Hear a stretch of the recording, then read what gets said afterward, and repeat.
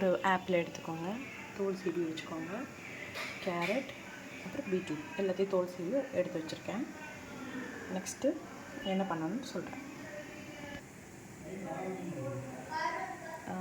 Apple, carrot, beetroot எல்லாத்தையும் இப்படி சின்ன சின்னதாக கட் பண்ணி வச்சுக்கோங்க. எல்லாத்தையும் மிக்ஸி ஜாரில் போட்டுக்கலாம். கேரட் போட்டுட்டேன். நெக்ஸ்ட்டு ஆப்பிள் எல்லாத்தையும் போட்டுட்டு இப்போ நம்ம இதை நல்லா கிரைண்ட் பண்ணிக்கலாம். தண்ணி வந்து தேவையான அளவு விட்டுக்கலாம். யாருக்கு கொஞ்சம் திக்காக வேணும்னா திக்காக கொஞ்சமாக தண்ணி ஊற்றிக்கலாம். கொஞ்சம் டைலூட்டடாக வேணும் அப்படின்னாக்கா கொஞ்சம் நிறைய தண்ணி சேர்த்துக்கலாம். சர்க்கரை போட வேண்டாம், அரைச்சிட்டு தேவையான போது போட்டுக்கலாம். ஓகே,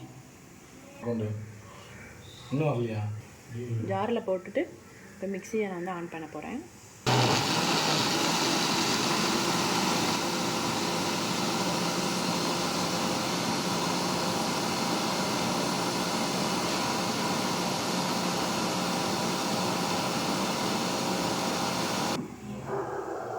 மிக்ஸியை ஆஃப் பண்ணிவிட்டு ஃபில்ட்ரு பண்ணிக்கலாம்.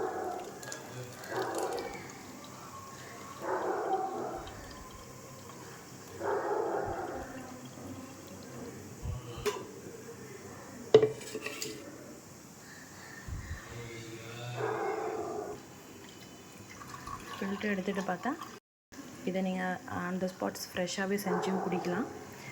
வேலைக்கு போகிற விமன்ஸு ஒரு தேவையான கொஞ்சம் நிறையா ரெடி பண்ணிவிட்டு ஃப்ரிட்ஜில் ஸ்டோர் பண்ணிவிட்டு அப்புறம் தேவையான அப்போ மட்டும் சுகர் ஆட் பண்ணி குடிக்கலாம்.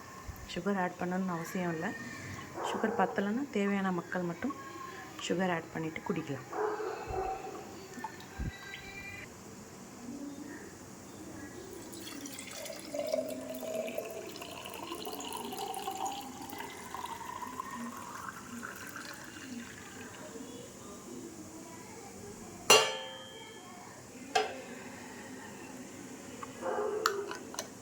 ABC juice ready.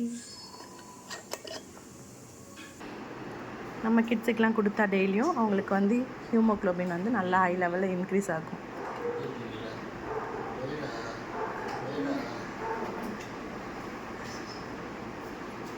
எப்படி இருக்குது?